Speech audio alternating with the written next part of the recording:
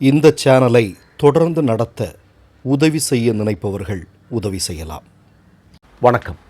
இந்திய பாராளுமன்றத்தில் அரிதிலும் அரிதாக நடக்கக்கூடிய ஒரு சம்பவம் ஒன்று நடந்திருக்கிறது.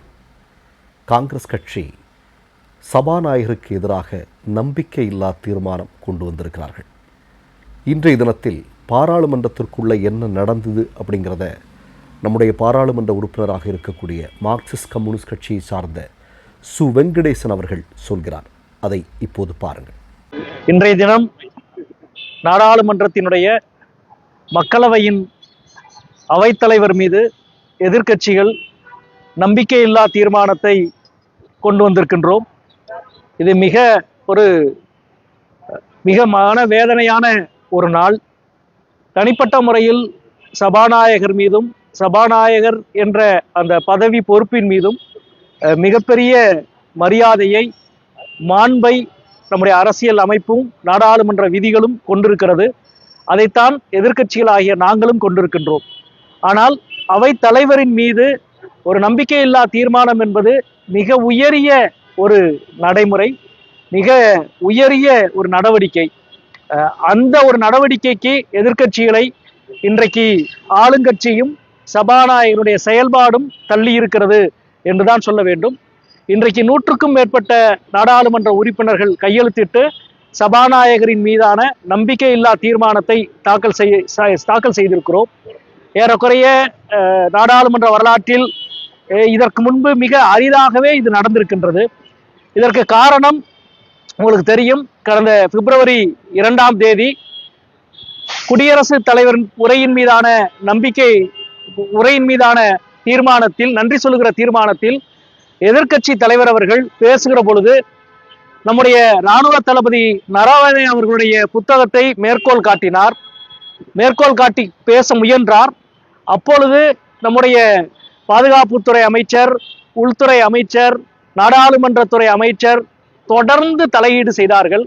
தலையிட்டு அந்த புத்தகத்தை நீங்கள் மேற்கோள் காட்டக்கூடாது, அப்படி ஒரு புத்தகமே வரவில்லை என்று தொடர்ந்து தலையீடு செய்தார்கள். ஏறக்குறைய 1 மணி நேரம் தலையீடு செய்யப்பட்டது. எல்ஓபியால், நாடாளுமன்ற எதிர்க்கட்சி தலைவரால் பேசவே முடியவில்லை. அவர் ஒரு கட்டத்தில், சரி, நான் அந்த புத்தகத்தை பற்றி பேசவில்லை, அந்த புத்தகத்தை பற்றி கட்டுரை வந்த இதழை பற்றி மேற்கோள் காட்டி பேசுகிறேன் என்று சொன்னார். இல்லை, அந்த இதழையும் நீங்கள் மேற்கோள் காட்டி பேசக்கூடாது என்று சொன்னார்கள். சரி, நான் அந்த இதழையும் மேற்கோள் காட்டி பேசவில்லை என்று நாட்டினுடைய பாதுகாப்புக்கு ஏற்பட்டிருக்கிற அச்சுறுத்தல், பாதுகாப்புக்கு ஏற்பட்டிருக்கிற பலகீனத்தை பற்றி பேச முற்பட்டார். அதன் மீதும் மக்களவையினுடைய தலைவர் ஒரு ஜனநாயகபூர்வமாக நடக்கவில்லை. ஜனநாயகபூர்வமாக நடக்காமல் எதிர்க்கட்சி தலைவர் பேசுவதையே அனுமதிக்காமல் 1.25 மணி நேர போராட்டத்திற்கு பிறகு அவை என்பது ஒத்திவைக்கப்பட்டது. பிப்ரவரி 2ஆம் தேதி எதிர்க்கட்சி தலைவரை பேச விடவில்லை. அதனுடைய தொடர்ந்து பிப்ரவரி 3ஆம் தேதி தொடர்ந்து நாடாளுமன்றத்திலே குரல் எழுப்பியதனுடைய விளைவாக எதிர்க்கட்சி உறுப்பினர்கள், நான் உள்ளிட்ட 8 எதிர்க்கட்சி நாடாளுமன்ற உறுப்பினர்களை தன்னிச்சையாக இடைநீக்கம் செய்து அறிவித்தார்கள். அது பிப்ரவரி 3ஆம் தேதி. அதை தொடர்ந்து பிப்ரவரி 4ஆம் தேதி ஆளுகின்ற பாஜகவினுடைய நாடாளுமன்ற உறுப்பினர் ஒருவர் 2 முன்னாள் இந்திய பிரதமர்களை, அவருடைய தனிப்பட்ட வாழ்க்கையை பற்றி மிக மோசமாக பேசினார். அது முழுமையும் சபாநாயகர் அங்கீகரித்து அதற்கு அனுமதி கொடுத்தார். அவர் மீது உடனடியாக நடவடிக்கை எடுங்கள் என்று எதிர்க்கட்சியினுடைய தலைவர்கள் எல்லாம் சபாநாயகர் அறைக்கு போய் சொன்னால், அவர் நான் ஆளுங்கட்சியை கேட்டு, பிரதமரை கேட்டு சொல்கிறேன் என்று சொல்லிவிட்டு எந்த நடவடிக்கையும் பிப்ரவரி 4ஆம் தேதி எடுக்கவில்லை. மாறாக பிப்ரவரி 5ஆம் தேதி எதிர்க்கட்சி பெண் எம்பிக்கள், குறிப்பாக காங்கிரஸ் கட்சியினுடைய பெண் எம்பிக்கள் பிரதமரை தாக்க முற்பட்டார்கள் என்ற ஒரு பெரும் குற்றச்சாட்டை அவை தலைவர், நாடாளுமன்றத்தினுடைய சபாநாயகரே அவையிலே அறிவித்தார். இது மிகப்பெரிய அதிர்ச்சிகரமான விஷயம். நாடாளுமன்ற ஜனநாயகத்தினுடைய மரபுகளை எந்த அளவுக்கு சீரழிக்கப்பட்டு கொண்டிருக்கிறது என்பதற்கான ஒரு உதாரணம். எனவே பிப்ரவரி 2ஆம் தேதி நடந்தது. 3ஆம் தேதி 8 பேர் இடைநீக்கம் செய்யப்பட்டது. 4ஆம் தேதி ஆளுங்கட்சி எம்பி, முன்னாள் பிரதமர்கள் 2 பேரை மிக மோசமாக பேசியது. அதன் மீது சபாநாயகர் எந்த நடவடிக்கையும் எடுக்காதது. 5ஆம் தேதி காங்கிரஸ் பெண் எம்பிக்கள், எதிர்க்கட்சி பெண் எம்பிக்களை மீது அபாண்டமான பழியை சுமத்தியது. இது அனைத்தும் சபாநாயகர் என்ற பொறுப்பு என்பது நம்முடைய விதிகள் என்ன சொல்கிறது என்றால், அவர் ஒரு நீதிபதியை போன்றவர். எந்த ஒரு தரப்புக்கும் சாயலாக அவர் எந்த கட்டத்திலும் நடவடிக்கை எடுக்கக்கூடாது என்று சொல்லுகிறது. எனவே தான் நீங்கள் ஒரு ஒரு உறுப்பினர் தனது கட்சியிலிருந்து ராஜினாமா செய்தால் அவருடைய பதவி என்பது உடனடியாக பதவி இழக்கப்படும். ஆனால் அவரே சபாநாயகராக இருந்தால் அவர் தான் தேர்ந்தெடுக்கப்பட்ட கட்சியிலிருந்து ராஜினாமா செய்தாலும் அவர் பதவி இழக்க மாட்டார். ஏனென்றால் அவர் சபாநாயகர் என்ற பொறுப்பு தேர்வு செய்யப்பட்ட கட்சிகளுக்கு அப்பாற்பட்ட மிக உயரிய பொறுப்பு என்பதால். ஆனால் மிக மோசமாக சபாநாயகனுடைய நடவடிக்கையால் இந்த சூழல் என்பது ஏற்பட்டிருக்கிறது. ஏறக்குறைய பல பத்தாண்டுகளுக்கு பிறகு நம்பிக்கையில்லா தீர்மானம் என்பது இன்றைக்கு தாக்கல் செய்யப்பட்டிருக்கிறது.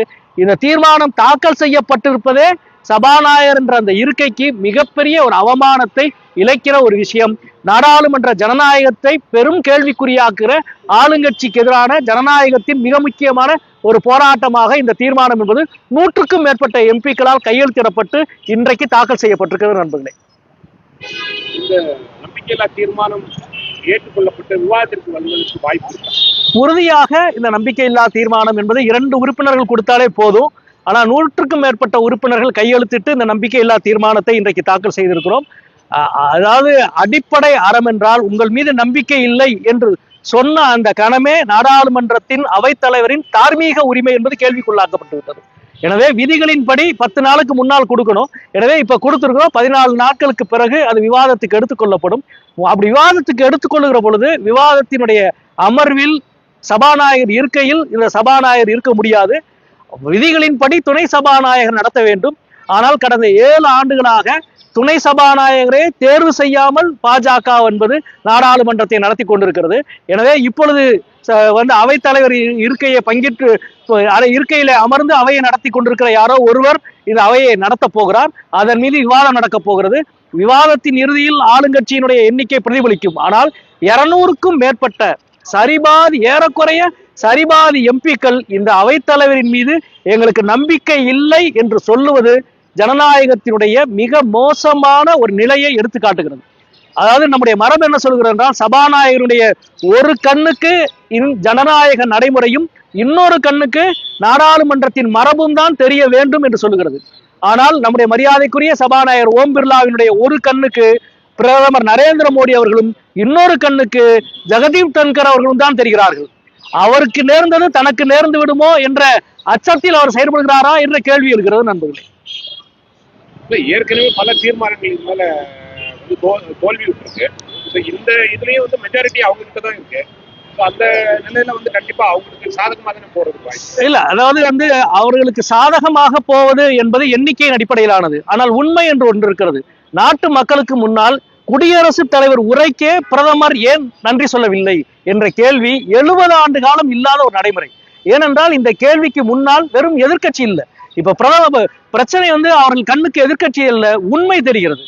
ஏன் நரவானா புஸ்தகம் என்ன சொல்லுகிறது, அல்லது எப்ஸ்டீன் ஃபைல் என்ன சொல்லுகிறது, அல்லது இன்றைக்கு அமெரிக்காவிலிருந்து இறக்குமதி செய்தால் சைபர் 1% பூஜ்ஜிய வரி, இந்தியாவிலிருந்து அங்கே போனால் 18% வரி என்பது அது ஒப்பந்தம் அல்ல, அது சரணடைதல். இவ்வளவுக்கும் பின்னால் இருக்கிற உண்மையை பேச மறுக்கிற ஆளுங்கட்சி இந்த சூழலை திட்டமிட்டு உருவாக்கி கொண்டிருக்கிறது என்றுதான் நாங்கள் நினைக்கிறோம்.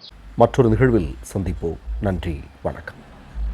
3 யூடியூப் சேனல்கள் வியாபாரத்திற்கு இருக்கிறது. தேவைப்படுபவர்கள் இந்த எண்ணுக்கு தொடர்பு கொள்ளுங்கள்.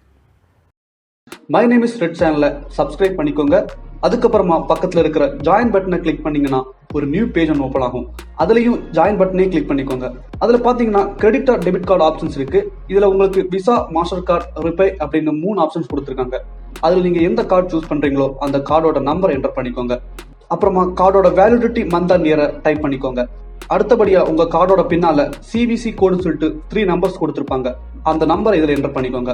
அப்புறமா அட்ரஸ் அண்ட் இன்ஃபர்மேஷன் என்டர் பண்ணிட்டு பைங்கிற பட்டனை கிளிக் பண்ணிக்கோங்க. ஒருவேளை உங்க கார்டு நம்பர் இன்வாலிட்னு காமிச்சிச்சுன்னா உங்க கார்டுல இன்டர்நேஷனல் யூசேஜை எனேபிள் பண்ணுங்க.